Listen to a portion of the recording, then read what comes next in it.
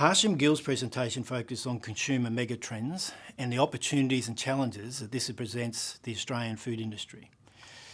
Globally, we are seeing an ageing population and a rise of health costs and conditions associated with diet and lifestyle choices. That is, things like obesity, diabetes, stomach and colon cancers, etc.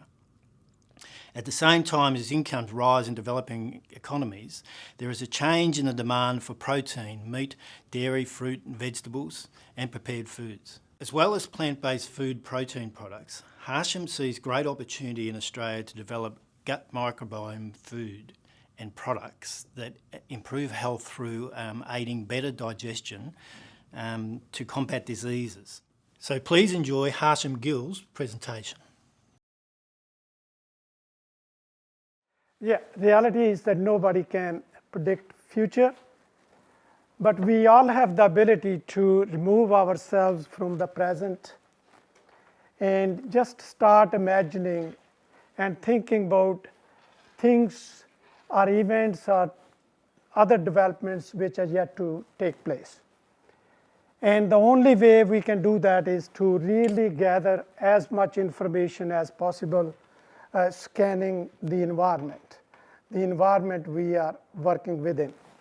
And in this context, especially what we're dealing with the food value chain, starting from producer, then you got processors which add value, and then you got consumers, and in between you got distributors as well. But looking at what are the biggest global challenges which are going to impact on all these stakeholders.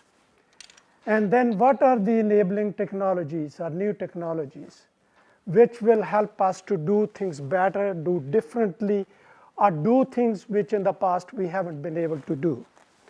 And then to look at what are the trends, how these actually various constraints or challenges shaping consumers' thinking.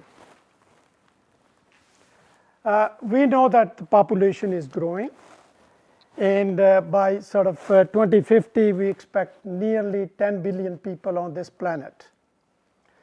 The challenge is that if everyone is to consume 3,000 calories a day, how are we going to produce that much food? And it's not only quantity, it's the quality of food as well. They are going to ask for more protein, more meat, more dairy, more other things as well. And if we really think seriously, that means we're going to have to produce 70% more food. And the reality is we don't have planet B. This is the only planet we have to deal with. And also we know that climate is changing. And predictions are, if the trends continued, by 2030 we will have significant decrease in production in many parts of the world. And that means, again, coupled with the growing population, another challenge we need to deal with. There is a growing incidence of diet-related, especially diseases, or lifestyle diseases. And if you look at in Australia at the moment, almost 64% of the people, either they are overweight or they are obese. And if you look at, it's predicted that the diabetes, again very much a diet-related issue, is going to jump to 55% by 2035. And then the amazing thing we have to deal with is, this is the statistics, the right-hand panel, that almost 70% of the people by 2020 in UK are going to be obese. And at the moment, they are spending 5% of their healthcare budget just to deal with obesity and related disorders. And that means we have to deal with it. It's a diet-related, it's preventable, and food industry has a major role to play in that. Of course, in educating, developing the right products which will help to solve this problem. Then also we have an aging population. By 2050, we'll have over 2 billion people. That's almost 25% of the population. And these people is going to be providing us with the opportunity because they will have money, They would like to live longer because everybody's nowadays thinking they are immortals. And we have to meet their specific nutritional needs and health needs. At the same time, when you grow old, the incidence of age-related diseases is going to come in as well. So we have to make sure that they are able to manage their disease states very well as well. Again, a major opportunity for the food industry. Urbanization. At the moment, we have more than 50% of the people living in urban areas, and it's predicted that that will grow to 70% by 2050. And what the scenario is going to be that these people will be transitioning to more Western diet. They will be asking for more protein, more meat, more dairy, as well as their purchasing power will grow as well. And their lifestyle is going to change as well. And that's going to be requiring us to produce more food, but also there is a wave as well. They want sort of closer to home, natural products. Then that's where the concept of vertical farming and are we going to produce on food on rooftops. So various imaginations and some of the things are already happening in this space. And then we have really technology. Every day you get up and you are amazed at how the world around us is changing. And important thing to note is that there are things which are happening which we never thought. But there is somebody out there who's thinking differently. And what they're trying to do is they are connecting the opportunity, they are connecting the know-how, and they got somebody entrepreneur who wants to take this idea and turn this into reality. And again, there are a number of developments in the biological arena as well, and also in the food sort of manufacturing and processing sector. And they're going to change or enhance our ability to produce next generation of products. Even what we grow, how we process it, what type of products they are, and how they are designed to meet specific needs of consumers who are very fussy and demanding. And then if you look at the biggest trends at this stage, it's health and well-being. That's the most important area which is high in demand. Everybody is now becoming more ethically aware, so they want to make sure it's production and consumption. Waste is another concern. Digital disruption, again, big opportunity for us, how we can use this technology to do things different and better. Individualism, it's all about me. That's how consumers think. They think they can have what they want, when they want, where they want, how they want. So we have to meet those expectations. And then we got transparency. So everybody wants to know where their product came from, how it was grown, how it was packaged, who processed it, what's in it.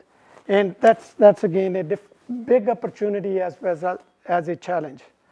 Waste disruption, again opportunity how we can extract value from things which we just discarded in the past. And knowledge revolution. Nowadays there are more devices connected to the internet than people on the globe. And everybody is an expert. They have a view and they share it. They go to a restaurant, they take a photo, and within a few minutes you see it's already somebody making sort of comment on that. And then of course, social and corporate responsibility. Everybody wants to do the right thing. Consumer trends, if you look at, it's personalization. That's important, looking for more specific needs, what my genetics is and how certain foods will impact my health and wellness. That's a big trend. Flexitarian. In the past, people who were meat eaters, they are no longer committed to, for example, animal-derived products. They are flexible, they are experimenting with everything, and they are changing. So that means creating more opportunity, and they also don't have any loyalty to brands. And there are a lot of micro brands which are disrupting major brands. Veganism, free from chemicals, residues, toxins, allergens, natural, organic, and changing lifestyles. The way we eat, we are traveling longer, working harder, have little time to spend on how we prepare our food and all that. And that's again opportunity. Everybody wants sort of pre-made foods and also convenient and meet their specific taste and flavor needs.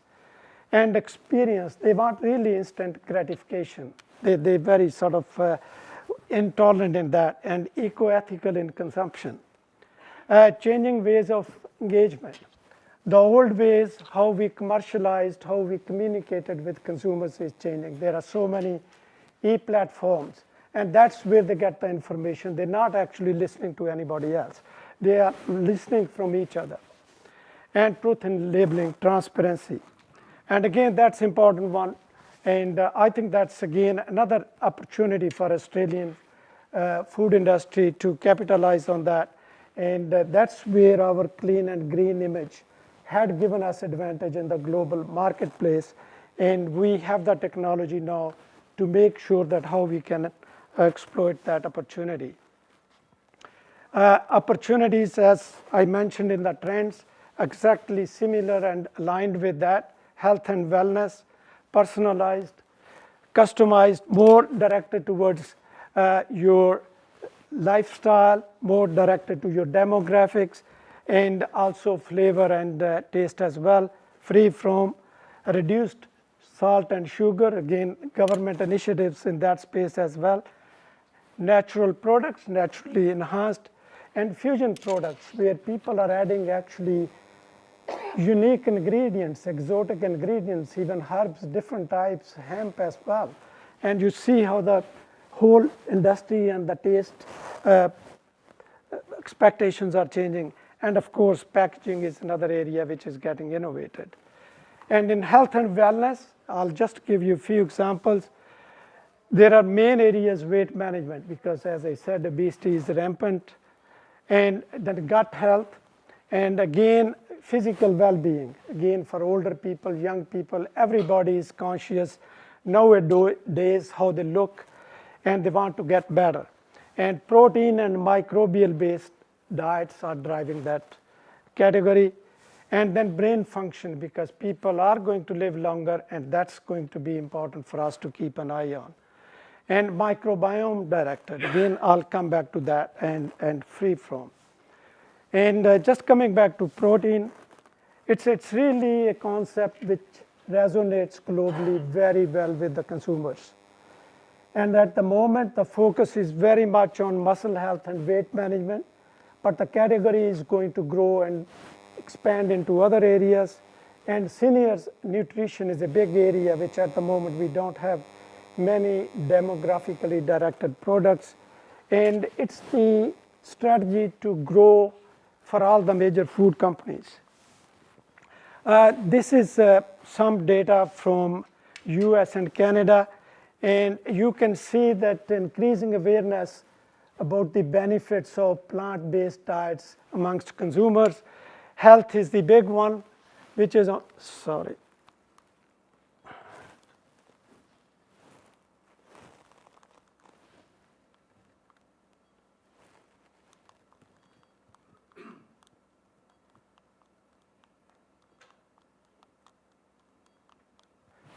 Yeah, on the left-hand panel, significant proportion of people are using plant-based products because of health reason. Of course, there are people who want to eat clean, and then there is also perception that they are at the moment cheaper products and also environmental impact. So these are the things which are really driving consumers. This is a very latest information from China. This was the study done by New Zealanders. And they again found that it resonates very well with consumers, and they're really looking at these products to be seen as looking younger, sort of strength, energy, as well as weight management. And everybody is investing in this space. And globally, I think just from Silicon Valley over the last since 2016, over $3 billion been invested in plant-based products. And this is one example where Bill and Melinda were the first ones. And then Tyson Foods, it's a meat company. And they actually are saying that we want to be part of the disruption. We want to disrupt the supply chain. And they have created a number of brands, Green Street. And Beyond Meat triples production to keep up with demand. That's what's happening. Plant-based burgers are turning the grocery meat aisles into protein aisles. That's happening in the US. Danone invested $10.5 billion. Mondi Nissan paid almost $1 billion in UK for a plant-based product development company. So it's not easy. When you're working with plant-based products, protein quality is not very good. That means the amino acids they contain, the profile is not exactly what humans need to thrive. And what you then need to do is that combine a couple of various ingredients to get the balanced profile. And then anti-nutritional factors, functionality, like dairy proteins, they are sort of linear, and this one is globular. So when you combine them, functionality is very different. And again, you have to make sure consumers are asking for transparency, whether they are organic, non-GM, and allergens is another issue we need to keep an eye on. And I would say in this space, one of our companies, Loop & Co, been extremely innovative. And they have developed these number of products. This is just one of them. And you can look at the profile of this one. 40% protein, 37% dietary fiber. And in fact, this is much better than quinoa and other high-value products which people are paying for. So there is a big opportunity for us to look at what we are good at, what we got in abundance, and how we can turn these into high-value products. Not only proteins. Hemp-based products is predicted to reach $22 billion. And there are a number of projects at La Trobe as well as RMIT, where we're looking at various cultivars and what benefits, what applications you can have. Again, another area where you can develop and commercialize these products, and already some of these products are being marketed in the US. Personalized foods, we are all different, whether it's a child, whether it's adult, we have different needs. If you are an athlete, your needs are different. If you are sick, your needs are different. If you are short or tall, your needs are different. And how we respond to different foods. There is a lot of information now that depends on, to some extent, our genes. And that's another area which is driving this area. A lot of companies are already testing, genetic testing, commercializing genetic testing applications in the US as well as in Europe. And they are also making based on that dietary recommendations. And if you look at on the other end, we got vending machines, and they got facial recognition, and they can dispense actually products based on your medical records and dietary history. So what will happen next? You will have your chip, gene chip, you will go to vending machine, and it will actually match the product with your DNA. It's not very far. It's going to happen very soon. And it will then come up with a mix with what kind of protein, what kind of amino acid, what kind of minerals you need or bioactives you need. It will dispense there. Already companies like Unilever as well as Coca-Cola, they have where you can choose your basic beverages, and then you can, I think, choose from 60 or 70 different flavors. So it's coming, it's happening, so it's opportunity for us to pay attention to. Also, the science is now telling us that how we taste the flavor or product is related to our genes. Again, IBM is investing a lot of money in this area. What they're trying to do is to come up with a lot of data and then ingredient combinations, and then you will be able to actually tell them your DNA and your taste profiles, and they will give you the recipes based on that, and also how to prepare it, what nutrient to mix, and how the profile will change. And that technology is going to be used for product development in the future as well. It's not going to be like we are doing now, that mix 2 ingredients and test all the functionalities. No, the big data, data analytics, artificial intelligence give us the ability to actually think differently and see how we can apply these technologies to solve some of these challenges. Gut microbiome, big thing. Important to note that every one of us are more bacteria than humans. All of us carry almost 1 to 2 kilos of bacteria in our gut.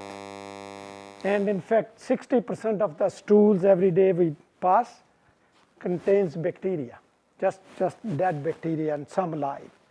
And its metabolic capacity is greater than our liver. And in fact, it performs more functions for our health than our genome enables us to do. In a healthy state, when there is a balance between good and bad bacteria in the body, then we enjoy good health. But when this balance is disrupted, we end up with the predisposition to disease. And a lot of information now that diet is very effective in changing the composition of these microbes. And this is actually a very good opportunity for us to exploit that, because we have the know-how and technology. And example is that Abbott Foods in US recently developed breast milk oligosaccharides, just one of them. There are over 200 different species in there, but just one of them, and they are just actually captured the market share because they are more humanized. And then 3D printing. It's not about shapes to me. It's really how you can use this technology to create more personalized nutritional profile. The people, for example, older people can't eat carrots if they have problems with the dentures. How you can actually still have goodness of carrot and maybe embed this with multiple nutrients and vitamins based on what their specific needs are, and make sure it tastes nice as well. Because it's again using the technology, big data, and layer by layer you can create the products, profiles, taste, whatever you wish. And packaging. Again, I think going to be active in intelligent packaging, interactive tags already happening. You will be able to go in the market, tap your phone against a product, and you will be able to inspect. And these actually codes are encrypted inside the, what you call it, a packaging material. So they are tamper-proof, so you can't change it. And these are some of the things which we have to be mindful of. So challenges, again, innovation capability and capacity. We do have that, but it's in pockets. And it's knowing the right people at the right place. And again, many of these challenges require multidisciplinary approach. Not single person can do and solve these problems. And of course, you need experts in technology as well. Major challenge is going to be how you can actually create differentiation, building competitive edge, and then communicating that to the consumer. That's going to be very challenging. And building consumer trust. That's really a big area. Transparency is one of them. And whatever you do, it has to excite, entice, and delight the consumers. And companies like Apple and Amazon has done it so well. Every new iPhone, you just get sort of enticed, and people spend thousands of dollars. So that's what we need to do, think differently how we can do that, and balance between consumer expectations and commercial value, because consumer doesn't matter what, still are going to be cost conscious. And consumer engagement, again, it's not as simple as it used to be. We have to build digital presence, and it's going to be both online and offline. A take-home message, huge opportunities out there. Health and wellness is going to be the major driver in the near future. Personalization within that space, of course, natural and free from already out there, and will continue to be part of the equation. And innovation is the key. So without that, I don't think we can compete. Adaptation of emerging technologies and consumer engagement, because at the end of the day, it's the customer. And everything we do have to be consumer-centric. And if we forget that, I think we'll lose the plot. Thank you.